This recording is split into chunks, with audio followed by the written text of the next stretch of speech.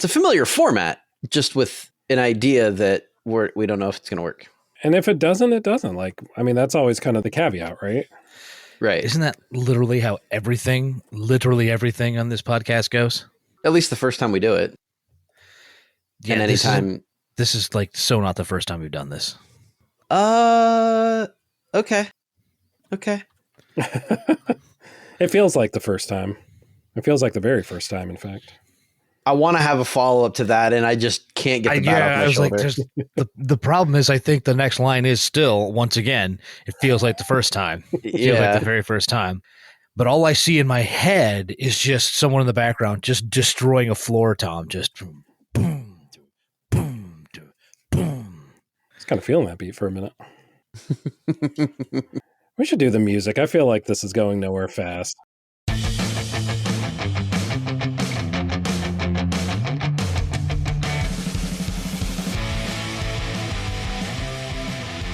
Yeah, it's going to be one of those episodes. It's a fairly kick-ass podcast.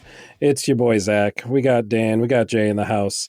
And today we're talking about our Rush. And Rush is short for Mount Rushmore. It's the same concept you know and love. We've done it before. What's your Mount Rushmore of X? Your top 4 this, your top 4 that, in no particular order. We come equipped with our own list. We present them. We argue them. We gnash our teeth, yada, yada, yada. And we eventually all agree on a consensus, fairly kick-ass Mount Rushmore of a thing. Today's thing, record labels. That was all we had to go on. Maybe we could have given ourselves more parameters, more boundaries. We don't think ahead. Come on. No. In fact, thinking ahead would have been very helpful for me in this particular scenario, as I lost my mind for about a day and a half. And then, I came back, I blacked out, and then I came back around, and it was today. And I had written more than one list for this. So we'll see what happens. I am so, as we were talking before the show started, like we don't know. We never know what is on any of our lists, what any of us cook up. And to get on before we started recording and hear, hey, I have 2 lists today.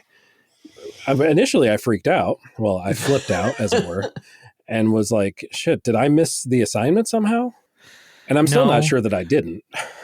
Someone just overachieving in his delirium. Come on now. Oh, I'm not confident that either of these lists is good for what we're about to do. But let's find out. Let's dive in and see where we landed with this. So we're talking about Mount Rushmore of record labels. So what kind of tactic did you take to come up with your list? For me, I really had one rule. It was a self-imposed rule, but I felt good about it, especially considering that I didn't know which direction y'all would take. So I figured this would be at least a little bit off the beaten path. And that rule was no big 3. And by big 3, I mean the big 3 record labels that own probably a very large percentage of all smaller record labels that you're familiar with, that being Sony Music Group, Warner Music Group, and Universal Music Group. Any label that fell into any of those 3, whether it was direct, whether it was an imprint of an imprint, I disqualified it right off the bat. And that means I disqualified a lot of really good labels with a lot of really good artists. So you're saying is you don't have a list. That's what I heard. It made it much harder than it probably would have been otherwise, but I feel like the list is better for it too. Okay. We're totally going to have 12 different things to sift through, aren't we? At least 100%. At least, Jesus Christ. Dan, what about you? Which direction did you take this whole shindig? Well, I mean, I obviously stayed away from most of the big ones, but that's because I was kind of looking from a historical point of view and impact, right? Mm-hmm. So you may agree or disagree with what I decided had enough of impact to be up here, but I mean, some familiar, some not so familiar. We'll see. We'll see where it fits in. Okay. Nice. Okay. So I have 2 incredibly different lists, and one of them, and I'm not going to tell you which one's which. One of them is one that I thought would be more akin to, might make somebody else's list of the greatest record labels in the world, right? While steering clear of some of the, the ones that would make me an asshole or a cliche. And then the second list is entirely going to make me an asshole. And that is because it is just my favorite labels. Currently my favorite labels. So just from that description, I feel like your first list might be more in line with Dan and your second list might be more aligned with me. Yeah, that's kind of why I decided to describe what both of my lists were. And I don't know which one. Maybe just mix and match. I don't know. We're going to see what happens. We're going to see what happens. Man. Roll a D8, sir. Roll a D8. Oh, I have one of those. One level of exhaustion for all of the listeners. And it's only 5 minutes in. Yeah, just wait another 2 hours or however long this shit takes. Oh God, I'm gonna leave if it's 2 hours. Well, I can get us kicked off. I did some shuffling, some pre-shuffling, in the minutes leading up to this. So I'm kind of rewriting my notes in my head as we go, at least for this first one. But we've done more with less here. We've done more with less. So perhaps you've heard this story before. Pre-med student becomes a DJ, gets into the radio industry, rises up through the ranks to eventually become a record exec, and sells his soul to one of the big three. Only it doesn't exactly go like that. Instead, said record exec decides to get out of the big record industry, decides to get away from it all, and start his own record label altogether. You would think that would eventually lead to that record label selling out again to the big three. But I'm happy to report, at least to this point, hasn't happened. And this label and all of the artists on the roster are all the better for it. I give you my first entry into the rush of record labels. This is Glassnote Records. That previous record exec, Daniel Glass, founding Glassnote in 2007 with several, I wouldn't say prestigious artists. I would say they're artists that you've heard of. They're quality artists. They're good artists. Dan mentioned impact, historical impact. This isn't a historical label. This isn't a label that, people are going to be talking about 50 years later. Again, that's not the direction that I took this list. But it's just good, solid music that covers a pretty wide gamut. I'll give y'all a quick example. I have this for all of my labels, just an example of current artists, a few former artists. Current roster including acts like Mumford & Sons, acts like Phoenix, Group Love, and Two Door Cinema Club. Some darlings of the indie scene, the alternative scene, with an also impressive list of former artists, including Churches and Foy Vance. Childish Gambino was a member of this label at one point, as well as one of my all-time favorite sad boys, Secondhand Serenade, and on and on. It's a very large label, not the largest that I had clocked. I actually have that down in my honorable mentions, but it's, again, not going to win you any awards, but it's just good, solid indie music. Okay. Cool. Yeah. Good kickoff. I don't have a lot to say about it, I think is going to be the trickiest part about this whole episode is coming up with things. Yeah, it's interesting to Connor, although I like I said, you pointed out, I mean, it looks like, this is a label built by Mumford & Sons, and they kind of funded the rest of this, a good chunk of this roster with their first two records. And that seemed to be the case with a lot of, at least the indie labels that I saw, like one artist, one song in some cases, one track would really be the bellwether for the rest of the label, at least for a number of years, which was really interesting. Whatever gets the money first you get the hit, then you get the khakis, then you get the girl. That's it. Hit the man up. He knows what he's talking about. I never got the khakis nor the money. You had the plan. How'd you go against the plan? Sometimes it is hard. Yeah, you think you have a process and you think you trust the process, then it turns out the process sucks. Well, I don't think your process for this list sucks at all, and I think you're going to prove it right off the bat with your number 4. I was kind of worried. Or your number whatever. Your first. We don't number these, remember? Right. I've got to get out of the numbering thing. We always do the numbering thing. I thought I was in a spot when I wrote this first line. Then I'm like, apparently I'm not. So let me make pretty sure that my first nomination is a label that I can almost guarantee won't be on either of y'all's lists. Mm-hmm.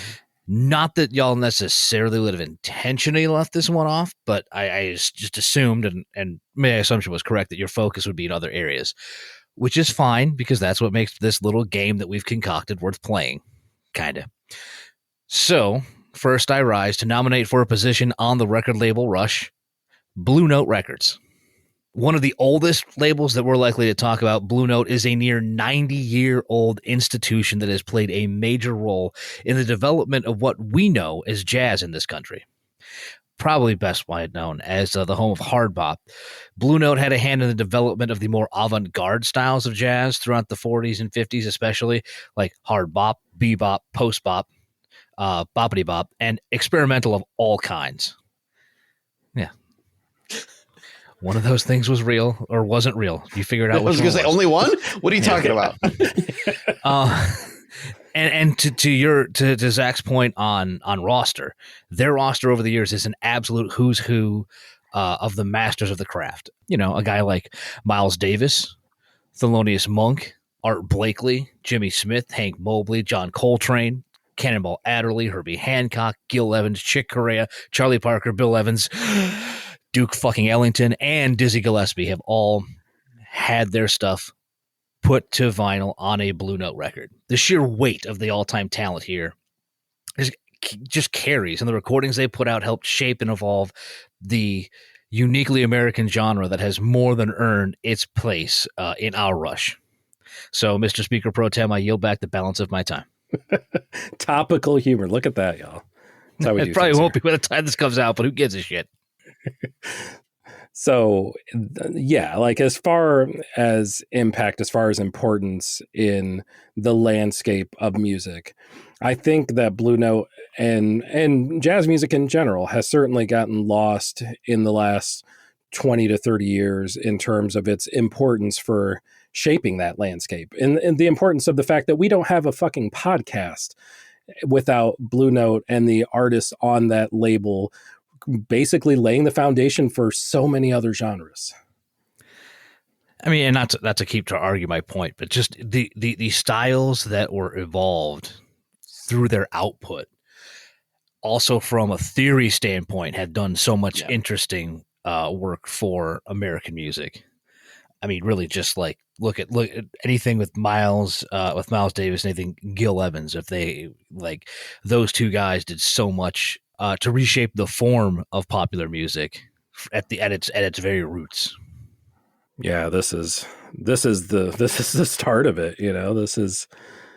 That one is going to be. I'm already putting that one in my own like consensus Rush. Like that's going to be hard to dethrone for me. Right, we'll see.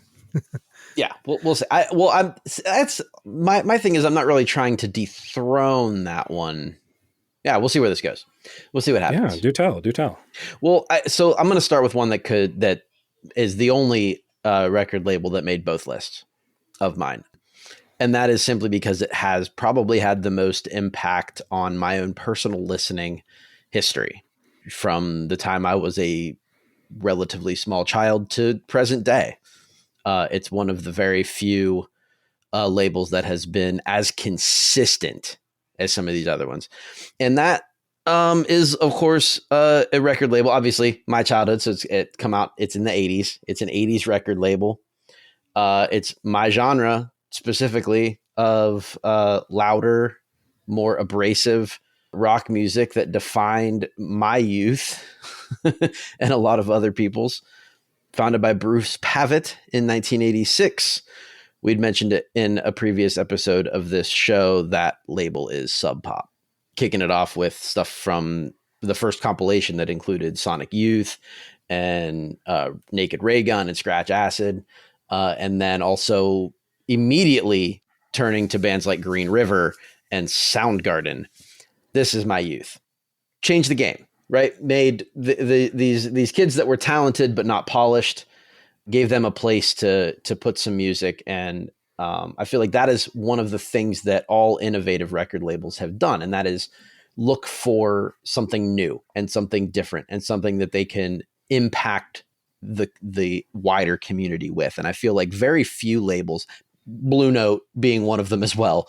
But very few labels took that job seriously, and Sub Pop took it extra seriously in a time when glam and polish and Europop were all the thing, and they made flannel and sweatpants popular again, or for the first time.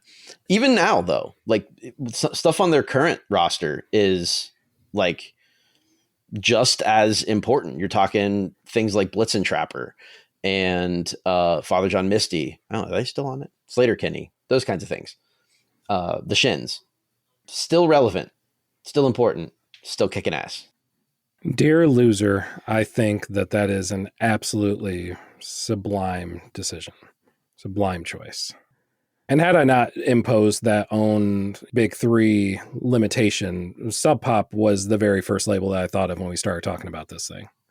I see. To be fair, same Z's, but I also assumed that it would hit your list, so I was like, I'm just gonna give that one away. Yeah, y'all do know me a little bit. A little bit. It goes without saying how pivotal Sub Pop was, not to a scene, but to music, to a slice of time of music, and still going too, still chugging. Maybe not quite as prolific as they were in the 80s and into the early and mid 90s, but I'm looking at their roster page, like there's still a plethora of great artists, that are part of that. Admittedly, somewhat less innovative now. Sure. Like they're not breaking new ground, but they are still pumping some solid material.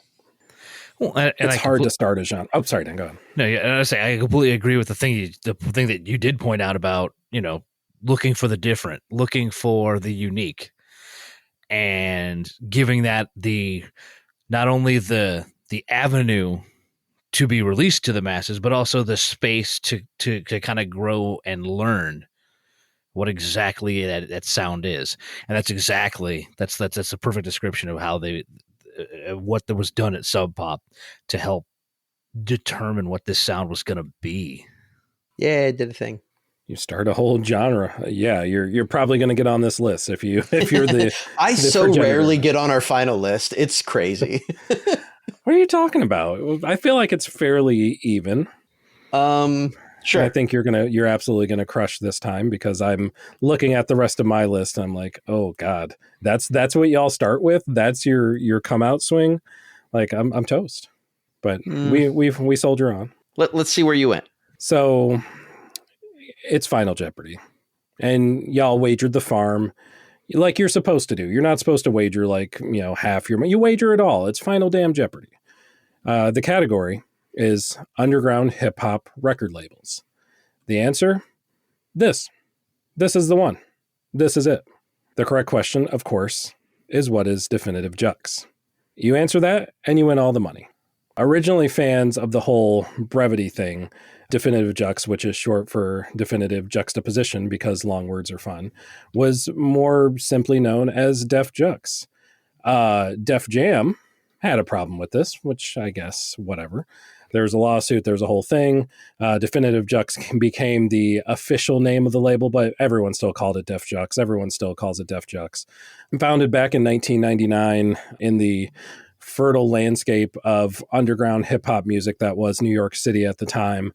It was the torchbearer for a group, almost a ragtag bunch of misfits that were more of a collective than artists on a record label, but were able to, collaborate with each other. Were able to feature on each other's tracks. And it wasn't just necessarily like a club. It was kind of a club. It was kind of just a bunch of friends goofing off and making music that they thought sounded really cool. And the takeaway was that a lot of other people thought it sounded really cool too. Again, not anyone who is going to be seen on a billboard at any point in time, either, physically or on a chart. But, a group of artists that, you talk about jazz, you talk about the Seattle sound. I would say that this was the beginning. This was the foundation of, whether you want to call it alternative hip hop, underground rap. This was where it started. You have legends, absolute legends of the, not just alternative hip hop scene, but the hip hop scene in general. Names like Del the Funky Homo Sapien, Names like Sea Ray's Walls, Cage, RJD2, MERS, which was an interesting case since he wasn't a part of that first wave of Def Jux folks and actually wasn't from New York City at all. He was, West Coast born and raised, as far as I know, but still fit the ethos, fit the feel of that group, and was very much as important of a part of it as anyone else. You have the late great Camu Teao, who did his thing and was gone way too soon. I think he was only 30 when he passed away, but certainly left his mark, while he was still here. And at the tip of that iceberg, just two guys named Aesop Rock and LP. Again, absolute legends of underground hip hop, legends of hip hop in general. Not the only prolific underground hip hop label without a doubt, but certainly the most seminal example of the form.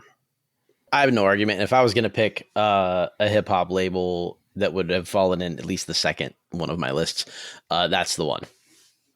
I just want to point out that the roster includes an artist named Yak Balls. Yak Balls. One of the OGs, too. I think he was around from the very beginning. Dude, he was hanging from the start. Oh my God. There it is. There it is. That's what we were looking for. That's what I have to contribute.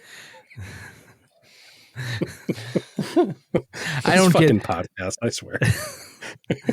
I don't get asked over to dinner very often. That's all I'm saying. That's what I'm saying. Yeah, I don't think either of us are going to be getting Christmas cards from the listeners. Oh. Just in Jesus, general. no. Well, you can at least give the listeners your second nomination. I suppose I can. And again, it seems ironic that this is the first line that I write because we've already touched on it quite a bit. But I think it's pretty clear that there is one thing that we do well on the show is that the last 20 seconds weren't enough of an example, but that is different. Not just the people involved, obviously, but our taste in music at times as well. So if we wanted to trace the idea of different in music back a little bit, well, there are a lot of stops we could take, to be honest. And I'm sure we're going to highlight a lot of places that got to where they are because they were different. But that line would carry so much influence on the alternative, the avant-garde, and even downright strange, runs backwards through the 1980s and directly through the London offices of 4AD. Born in the throes of the scene that came after the scene that was British punk, Ivo Watts Russell and Peter Kent formed a label that was the home of the first of the many different splinter groups that made up post-punk and everything that came with it, good and bad, and then led the way in what would become eventually the sound of the 80s and helping to start the first major flight of new wave acts, but in a different way that we would think of new wave, that would eventually evolve and take over pop in just a couple of years.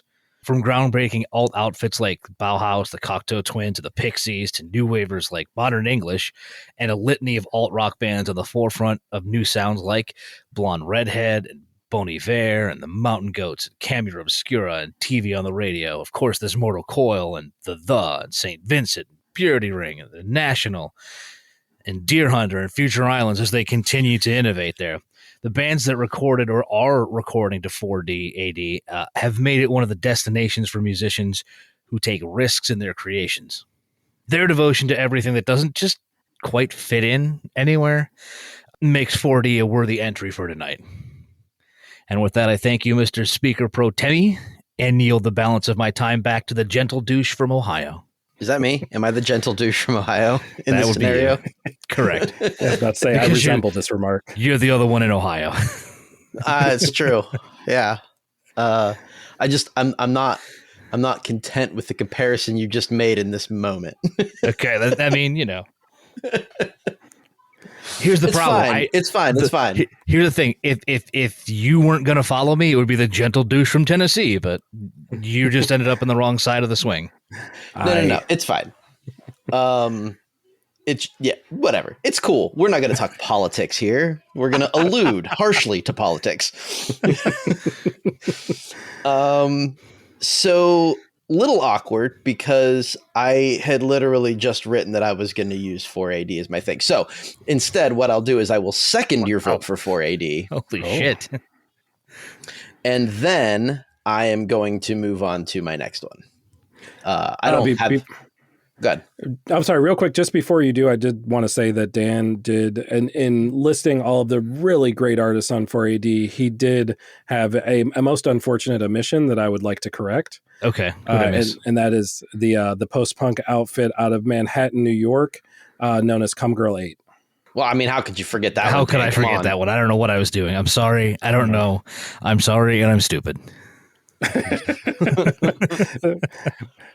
Like, kind of slap though. That's the thing.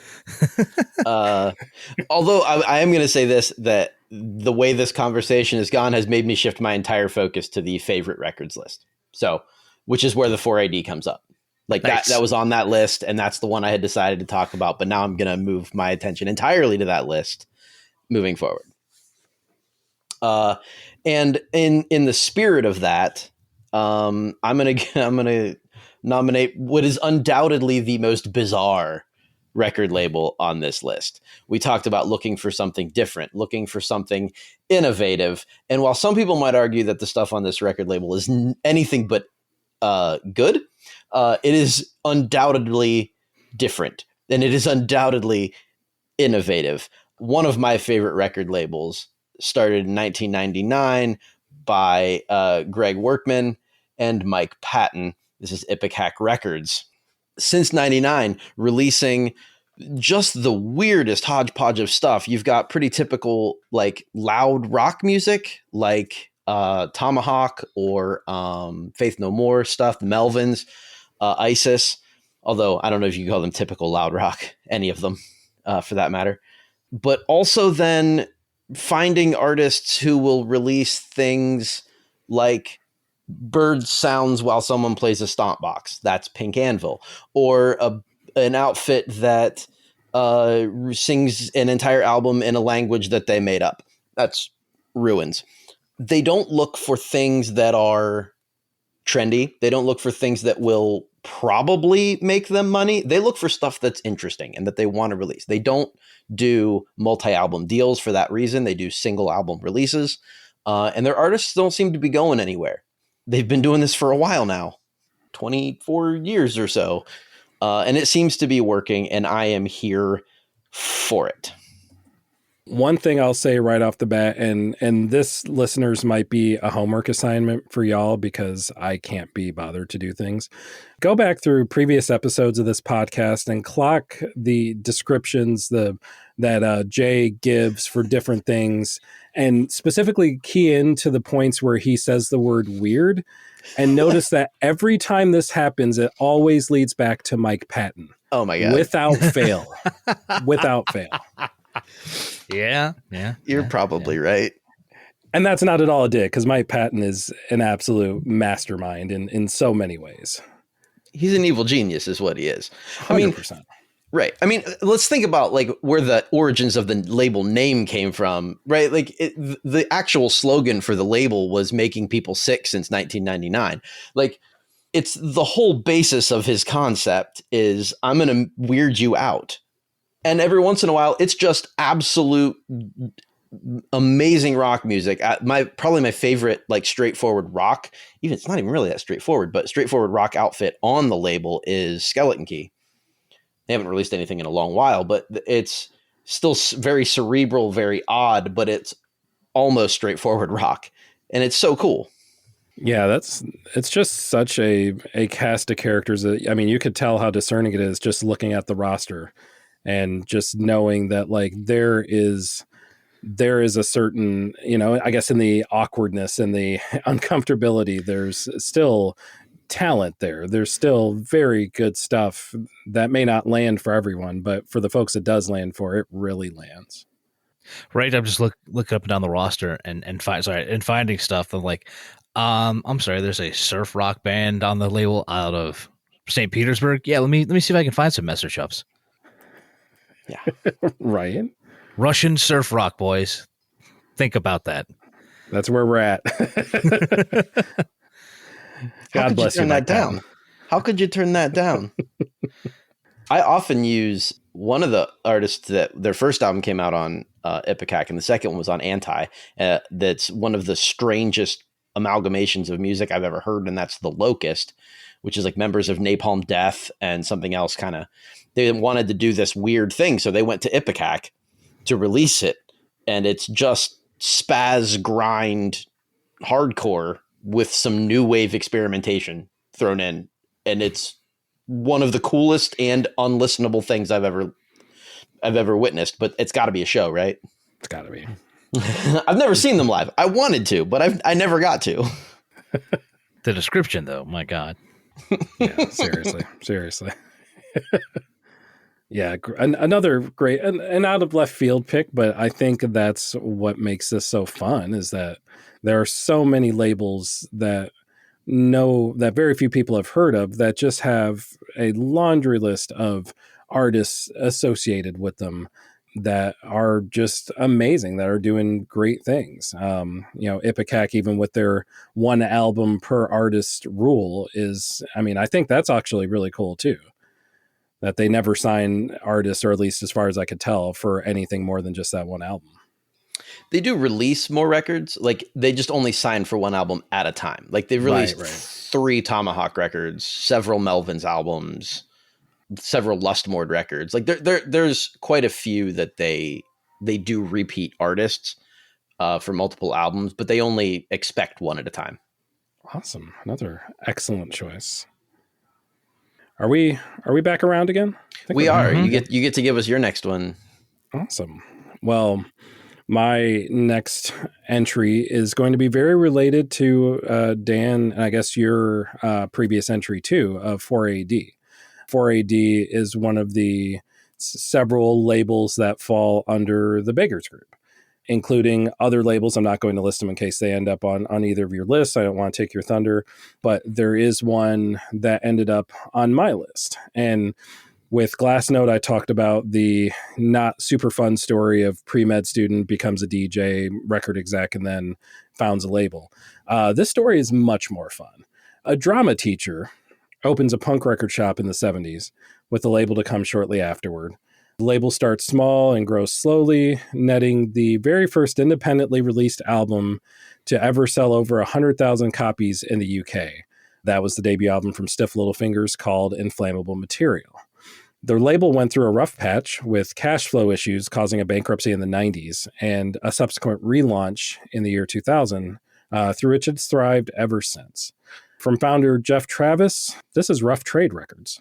Now, very similar to Glassnote is the fact that this has a large indie foothold. I do think that this roster is stronger, all told, than the Glassnote roster. And as you know, from what I could see, it's much, much larger as well. You're talking current artists. There's a lot to go through here. There's a long, humongous list of great artists. Touching on the high points here, we have the Decemberists. We have Arcade Fire, My Morning Jacket, Sufjan Stevens, Edward Sharpe and the Magnetic Zeros, Warpaint, and of course, who can forget Pigs. If you look at the previous artists, that's something that you're going to have to do yourselves, listeners, because that list was so long that I couldn't even go through it to pick out any notable names because it is enormous. But you will certainly find names that you have come to know and love over the years in the realms of indie music. Being such a large label, having so many artists signed, both current and former, would make you think that they would have gone the big 3 route at some point. Being based in the UK has certainly helped them stave that off to this point. And truth be told, Beggars Group is not necessarily a small label conglomerate in and of itself. It's nowhere near like a Sony Music, but it's fairly sizable.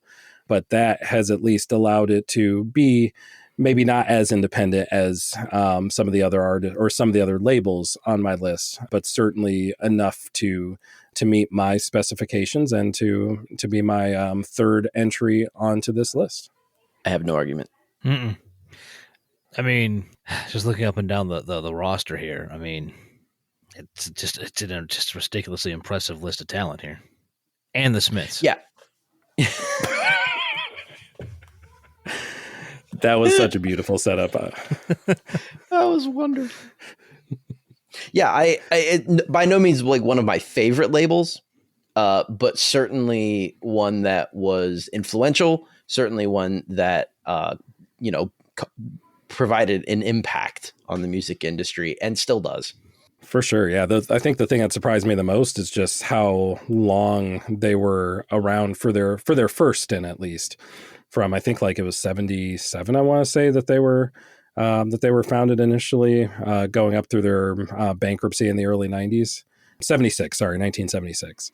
That's a good like 15 years initially. And then having a second stint, for the last 20 some odd years, it's odd that they would be able to come back and still enjoy success in their second go round. Yeah. But it's good. Yeah. You know what else is good? Well, let me tell you, Dan's third submission to this. we so left you hanging there. You just left like they have 2 seconds. Otherwise we're plowing just through. Flapping in the breeze there. I've had worse. No, we know. I'm pretty sure we participated in that. More than likely. All right. Well, then I'll go ahead and officially make that turn here on my third suggestion. At some point in this process, I feel like we probably all have one of on our list that is like, do I even have to explain why this is here? Although apparently I'm wrong. Maybe not, and I feel like I've gotten to it here. So let's make it formal. And gentlemen and Ted, I rise to nominate the obvious, the legendary, the world famous, the trend setting, and the culture changing Motown Records. And many others have said much more and much smarter things that I will ever be able to say about it. But for a quick sum up, again, look at the massive list of artists that have recorded for the label. Look at the effect that those artists and those recordings have had on not only the development of American music, but American culture, as Motown artists led the way in fully integrating the popular sound and the charts. And look at the legacy that the label and its artists have left since. There's just no doubt it belongs on our Rush. A true American original that has touched literally everyone's ears in one way or another over the last 65 years. And I make it quick. And I thank you, Mr. Speaker Pro Tempura Shrimp, and I yield the balance of my time to Eric Roberts. Ew. Boo. Ew. Yes. That's worse. What the hell do we say about Motown, Jay? That's why it was a really, really short thing. Like, what can I possibly add? You know what we add to it? We just say it's on my list too, but not the one I'm going to use now. But it was on the other one. The other one, yeah. the one that I thought was like the obvious ones that maybe would, but it's not on the one I'm using now. So I do get to give you a fourth one, but. The only thing I could say possibly against Motown is that look at their roster now. It's kind of sad. It's basically Young Boy Never Broke Again and Vince Staples. Kinda. So that's the only thing that I can say negative. Their historical impact far outweighs their current impact. Sure. I won't argue against that necessarily, although at the same time, like you point out Young Boy MDA, but that's also still, I believe, not a gold, but definitely, or not a platinum, but definitely a gold debut. Wasn't going by popularity, just quality. Anyway, I like some of his stuff, I suppose, but I was just pointing out, like. They no longer have the Temptations. It's Young Boy and Erykah Badu and Vince. Yeah. Vince is hot, but yeah, it's a shadow of its former self, certainly. But how do you maintain that? I mean, you're talking at stratospheric level. It's impossible. I'm with you. I agree with you with Motown. I think that's a great, absolutely fantastic choice to put on this list. I just, have to be the naysayer. Hey, did Smokey's newest record get released on Motown? Oh God, no, I don't. Because he was back in the before times, in the long ago. Certainly, but did Gasms get the Motown imprint? I am looking that up as we speak. I'm letting you do it. I'm not even bothering. No, thank God. It was out on it was out on TLR. Okay. Whew. Dodged a bullet there. Yeah, we might have had to veto this immediately. God damn it, dick shorts. No, what they do now. Well, I mean, I was just looking through trying to find, okay, what's the label on this? Okay, cool. And there's a real quick, like right up at the reception. And like all I saw, like the editors of All Music scored this release 2.5 out of 5. Like, all right, I'm sure that's what they some nutty of dick shorts gave this album 7.2 out of 10. Yeah. How? Because they don't have ears over at dick shorts. Well, since you mentioned a fun fact about TLR Records, at least according to their website, the only 2 artists on their roster are the aforementioned Smokey Robinson and El DeBarge. Not all of DeBarge, just El DeBarge. That's wonderful. If you go to his artist page, it simply says coming soon. I think we're going to be waiting for a minute for that one. It's a nice synchronicity with the Smokey's record, huh? Love it. See, this is the unfortunate part, listeners, that you'll never get to see the rapid stages of realization that just washed over Zach's face. He was like, oh, he used a big word. I should have known something was happening. I was like, oh, interesting. He used a big word. Oh, that was kind of a dig at Smokey. God damn it, it was a cum joke.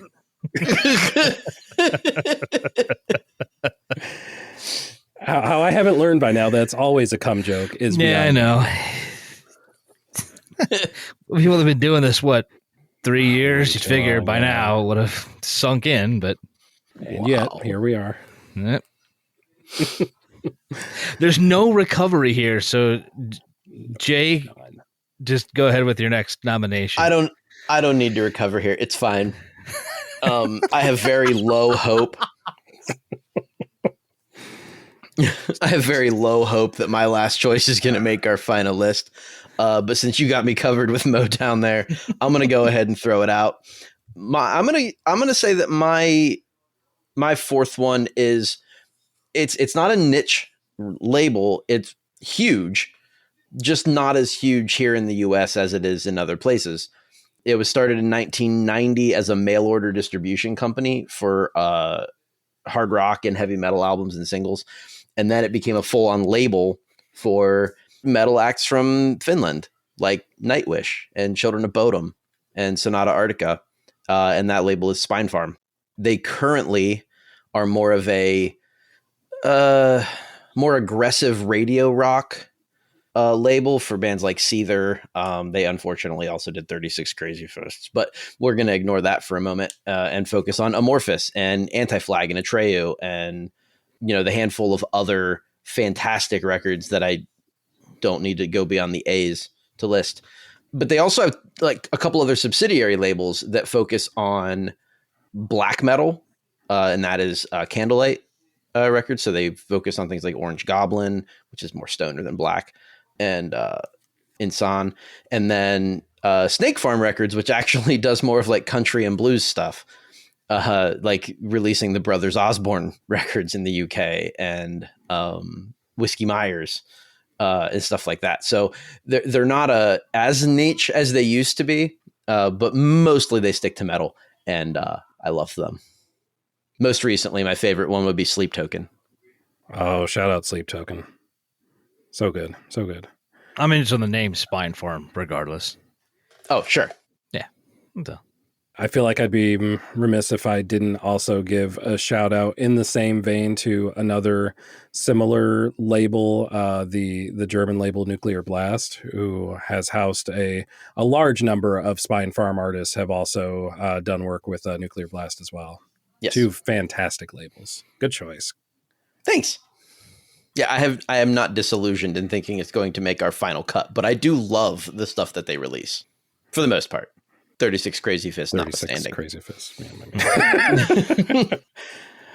Like, it would be the ultimate troll job if like producer Nikki like put every song that would play like after we talked about the label was a 36 Crazy Fist song.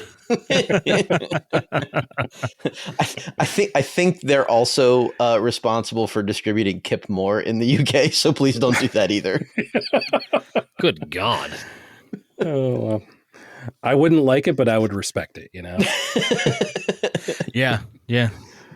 Hundy P. Oh, be her gosh. own personal way of getting vengeance on us for making her listen to this episode.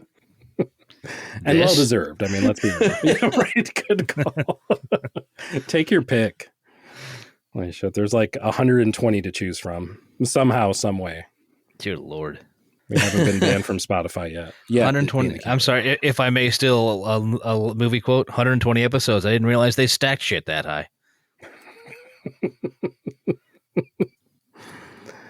I'm surprised this is only the first movie quote of the night, unless I missed one, which is very possible. Did we do? It was TV shows. We've quoted TV shows. TV shows. That's true. That's true. So, Jay, that was your fourth, right? Because you also that's played 4 for me. 480. Okay, cool. So I'm current then. So then I'll have one more, and Dan, you'll have one more. Okay. And then we'll go to the deliberation round. Is it on me? Is it on you, Dan? Yeah, it's on me. Okay. Yeah. Cut out the part where I don't know how to count, please. Thank you.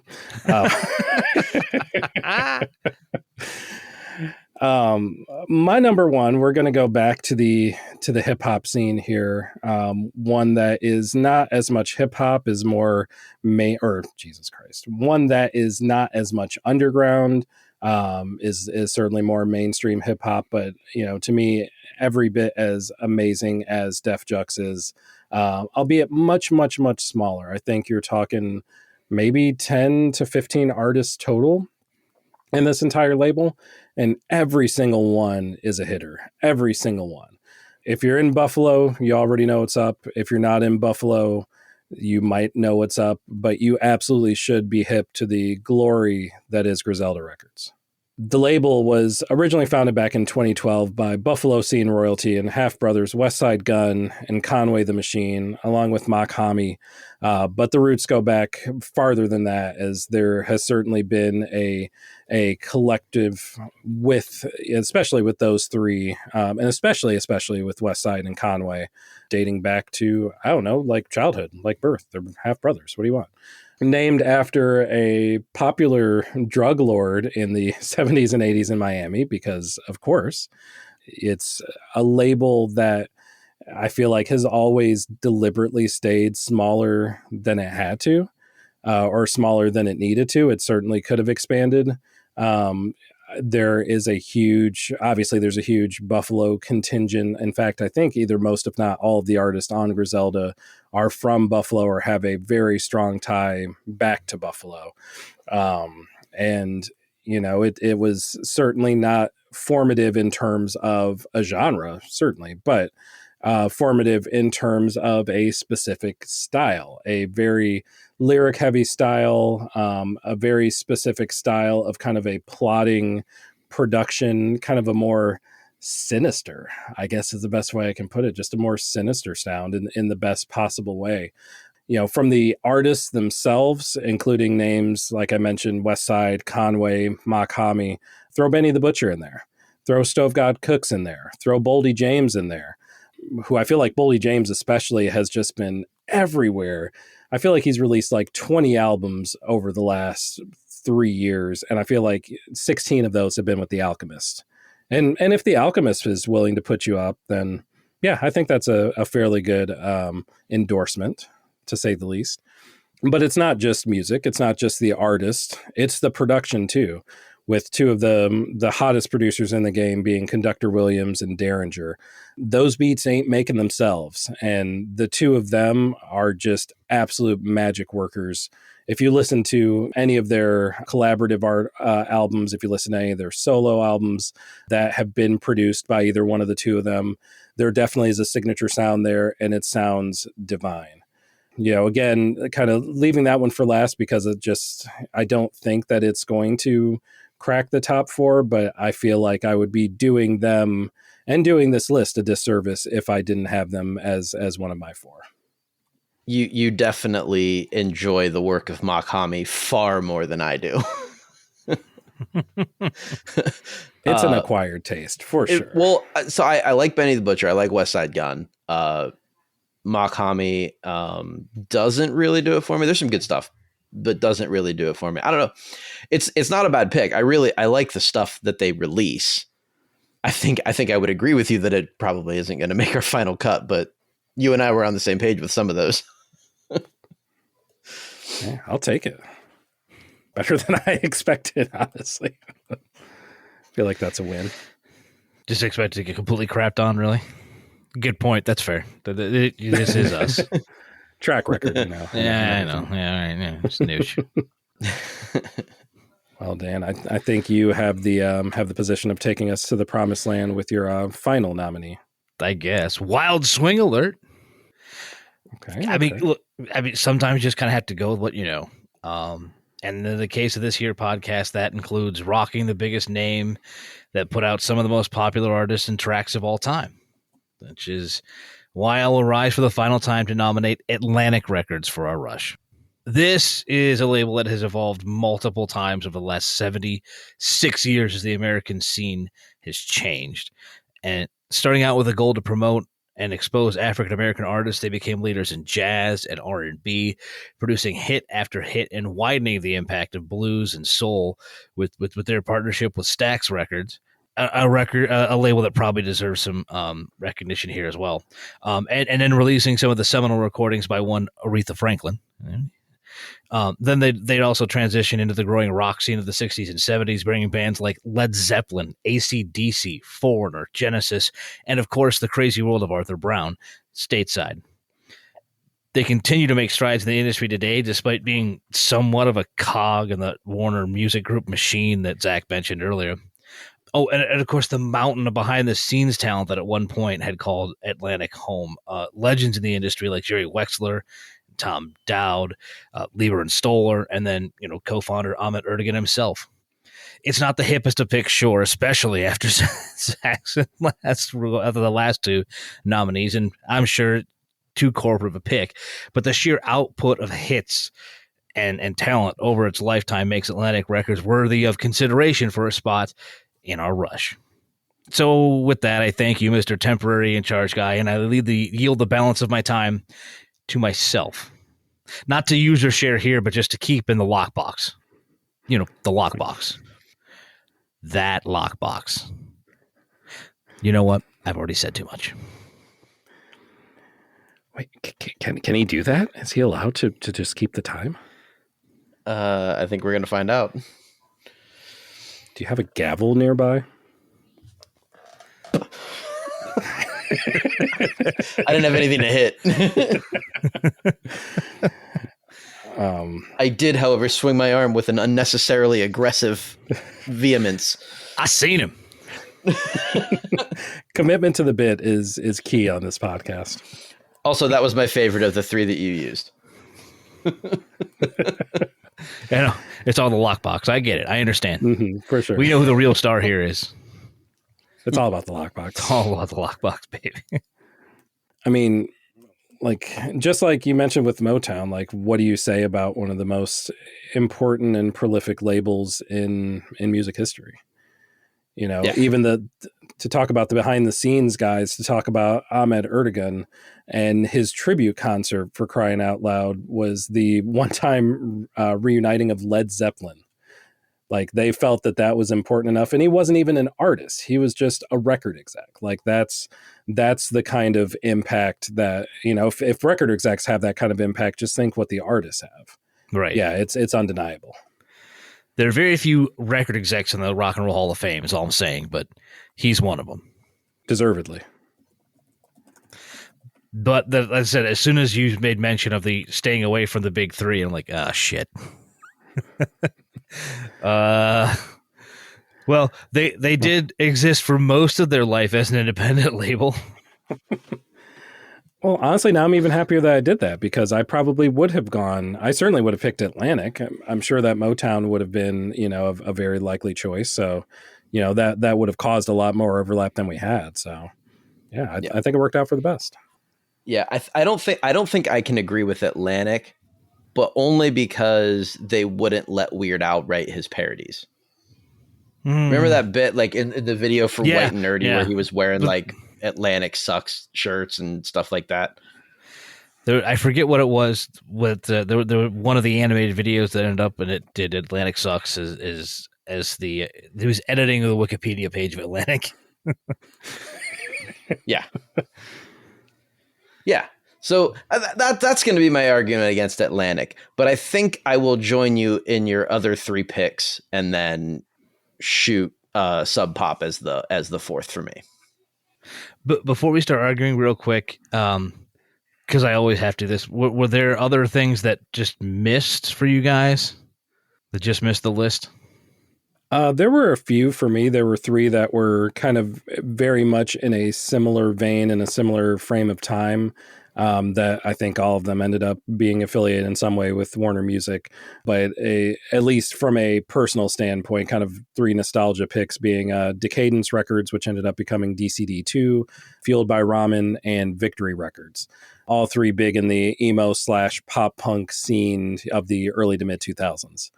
And then Odd Future, which I honestly don't know why I didn't have them on my 4. I think they certainly could have been, for just the stacked star power of amazing artists that, that came through that label and that collective during its brief period. Yeah, and I think I like those picks. I had some similar things too. Like I had Republic and Interscope on the more popular side of things. I had Small Stone Records for their ridiculously good catalog of stoner metal music, but that's a little more niche than even I like to go when I'm picking these things. I mean, I had Rough Trade on my list briefly. I had Jaguar and Secretly Canadian on my list for a little while. Ultimately, there's artists on all of those that land on my favorite artists lists, but it was hard for me to choose labels based on just like their most popular artists. So I went with the ones I went with. Nice. How about you, Dan? Continuing the history side, I went through a whole list of things that probably could justify as earning a spot, in that huge historically significant, besides Sub Pop, which I left on the honorable mention just because I knew it was going to make your list. But other things like American, like Def Jam, and Sire, and Sun, I probably could have easily written a really good defense for Sun. Same thing with Island, and same thing with Chess. And then the one to be weird, just because of what they normally would do with artists and the way they would release things, Rhino. I love Rhino music. Never gonna make it on that list, but come on, it was worth the look. So good. So just a label full of weirdos. That's all I can really describe it as. They released the Riff Tracks records. Well, yes, they did. If it was, yes, but they were also really good at taking older artists and kind of repackaging them and representing them. Yeah, I also had Island on my popular list as well. Cool. I forgot about that. Just a quick nod to one of the honorable mentions you had, Dan, for anyone in the Nashville area. If you're visiting and you really like Sun Records, there is a diner downtown that is completely devoted to Sun Records. Vinyl and pictures galore all around the place. Been there twice now. Good food, too. As I'm looking it up, they actually have a location in Gatlinburg, Tennessee as well. So nice. If you're in the neighborhood, check them out. You'll enjoy what you see and what you eat. Oh, and Def Jam. Yeah, Def Jam is, man, they pretty much owned the hip hop game for like a decade plus. At least the East Coast. Yeah, for sure. Right. Yeah. Awesome. Good stuff all around. Yeah. So let's get to the deliberation part of that. I'll go ahead and delete my 4, and then we'll get into it. Well, I mean, I think we could make an argument for Rough Trade.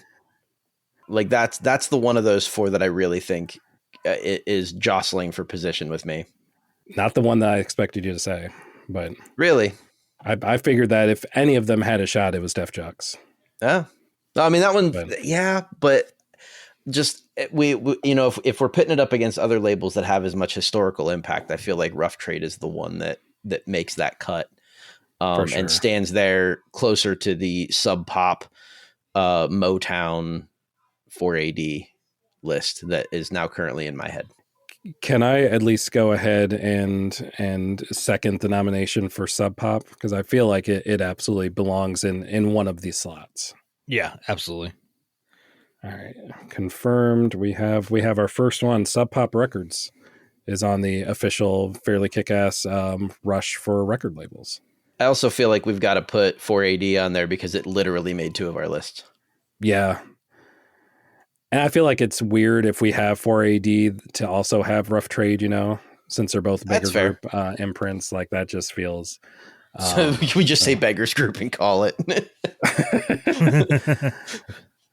I mean, no, that's fine. Yeah, that's fine. Yeah. I'm good with that. So we have consensus on Sub Pop, consensus on 4AD. What about some of the classics that Dan had mentioned, like Blue Note and Motown specifically? Those are the other 2 that are jostling for position with me. I would say, I think for me, it's a given. It's those 2. Like that's the end of this conversation. You and I kind of went wide afield looking for ways to be a little different and throw monkey wrenches into our own proceedings. But I knew full well going in that Ipecac and Spine Farm were going to be a long shot.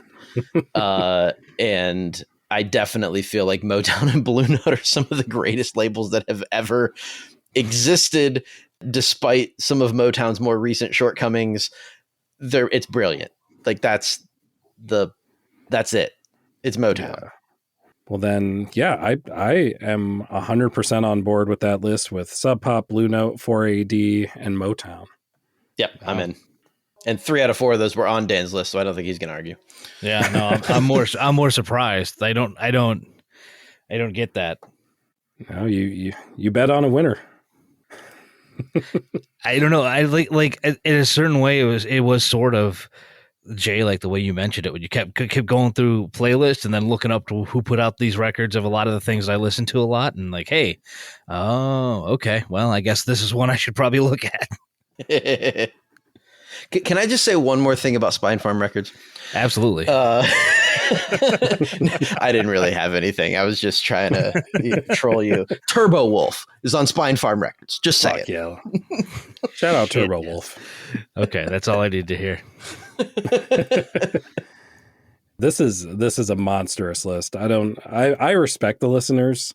I adore the listeners. I don't know that they're going to be anything that we have there in those 4. I really don't. They can try. They can try. I encourage them to try. And how, in fact, can they do that? Well, sorry, Jay. I think you were about to plug. Please plug away. No, I was going to say the same thing Dan did. Just trying to land the plane, boys. Just trying to land the plane. There it is. I figured if I dropped the landing gear, maybe somebody would grab the throttle and we could start our pre-landing checks here. Yeah, we got to get into the batter's box and then we can land the plane right after that.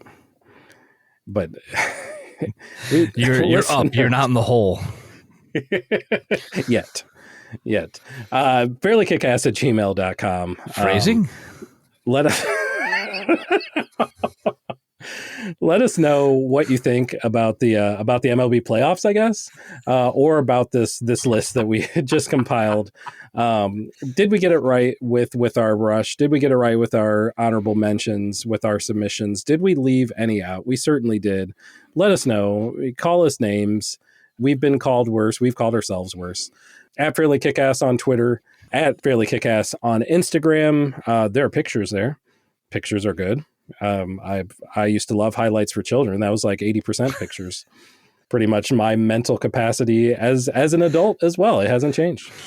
Hey, they do videos now too. They do not. Yeah, totally. You've just ruined my entire night. I had plans. I had things set aside. No, all you that's didn't. out the window. I did not. I absolutely did not. I've been called out. I'll send you a link in a second. Thank you. So excited. Fairlykickass.com. Go check that out when you get a chance. When you're done listening to this here Fairly Kickass podcast, go flip through all the previous episodes that we have. Because of the magic of post-production, we don't know when this is going to post, but either it's going to be just before or just after our Halloween episode, if I had to guess. So either be on the lookout for that, or I hope you enjoyed it if you listened to it already. So yeah, let us know what you think. Yeah, do it. Well, really consistent for whenever this posts. What's that? Matt Gaetz will still suck.